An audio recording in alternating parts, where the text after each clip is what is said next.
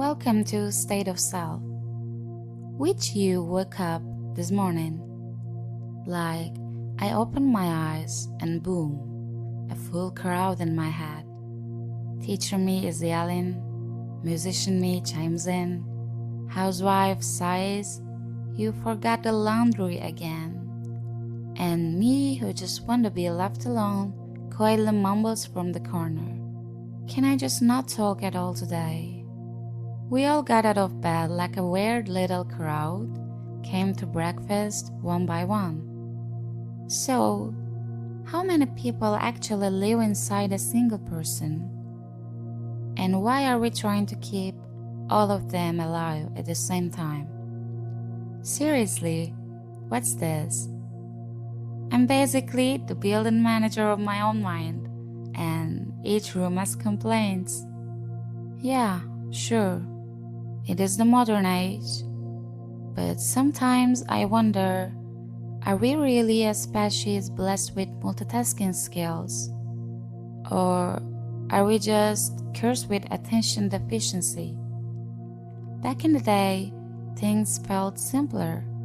My aunt, for example, she would wake up, bake bread, go to the field in the afternoon, visit neighbors at night, and that was life, just one life, and it was enough. But us, morning journaling, afternoon content creation, and bedtime with a bonus, am I being productive enough? Plus the free gift, why don't I feel successful yet? Amidst all these voices, you start to wonder, which one am I? And why do I always feel like I'm missing something? Let me tell you straight up, that missing out feeling, it's always there. Because, yeah, we are missing out. But there's just so much going on.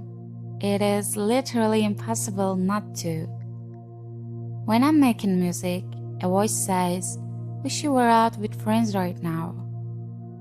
When I'm out with friends, you didn't create anything today. When I create, you didn't rest, didn't take time for yourself. And sometimes, even when you do nothing, you are still exhausted, because the things you didn't do also wear you out. So why do we try to be so many things? It's simple, I think. Each version of us gives us something good. But here's the catch. They don't all feel good at the same time. So when you choose one, the others in your head start yelling. Today, if I'm recording a podcast, musician me is poeting. If I play guitar tomorrow, teacher me pops liking, you didn't grade the papers. And me who wanted silence, she's like, I wasn't even invited today, and just walks out of the room. It makes you feel fragmented, and this system, it feeds on that. Instagram says one thing, your job says another.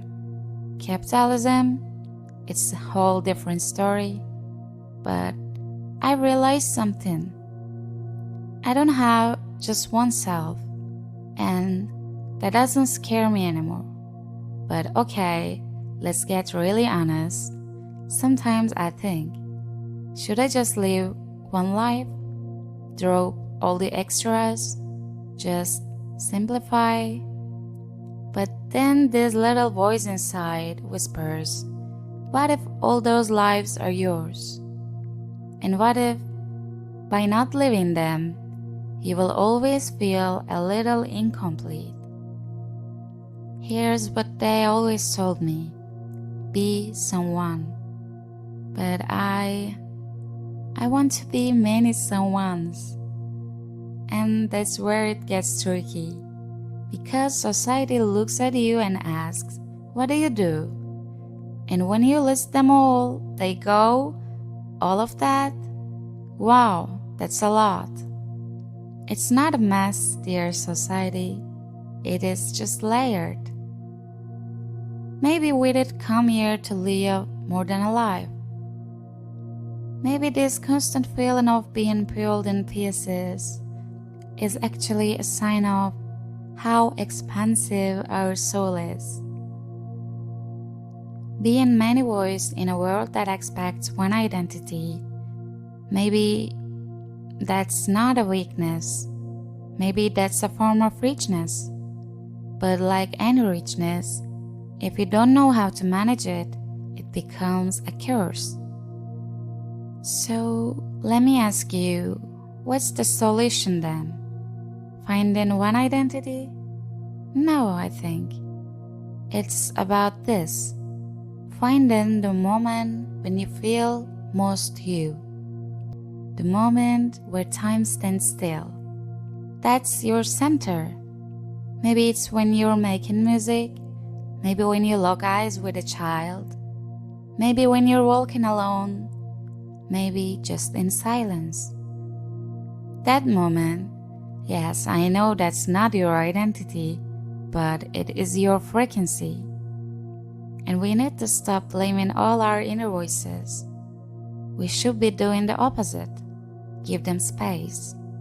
Gather them and say, come here, we need to talk. Who's been missed? Who got silenced? Who talked too much? Who never got a word in? And once you do that, the noise in your head starts to soften. Each voice takes the stage, tells its story, and one by one, you start to feel whole again. Look, I lived a few lives today. I recorded a podcast, I self-reflected, I loved myself a little and dragged myself a little too. But it was all me, and it was all necessary. If you're like that too, you're not alone. Maybe you're standing on your own stage, each character stepping forward, but the stage, it's always yours. And when the curtain will fall, we don't know. So until then, give each role a line, a laugh, a tear, or a song, because they are all yours. Thanks for listening to State of Self. Catch you next time with another voice from within.